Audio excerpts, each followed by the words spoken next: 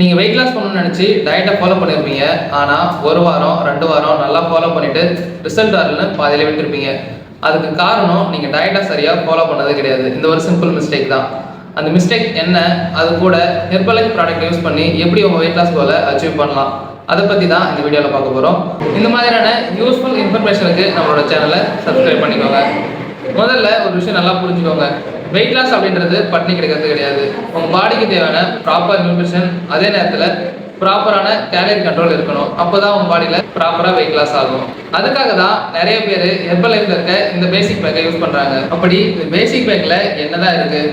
First பார்த்தீங்கன்னா formula 1, shake mate, அப்ரெஷ், அடுத்ததாக பார்த்தீங்கன்னா ப்ரோட்டீன்.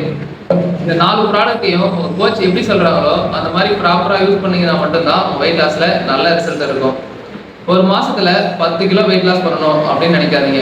டெய்லி சின்ன சின்ன விஷயத்தில் ஃபோக்கஸ் பண்ணுங்கள். எக்ஸாம்பிள் பார்த்தீங்கன்னா, இன்னைக்கு ஒரு 20 நிமிஷம் வாக்கிங் பண்ணுறீங்க அப்படின்னா நாளைக்கு ஒரு 25 நிமிஷமாக இன்க்ரீஸ் பண்ணுங்கள்.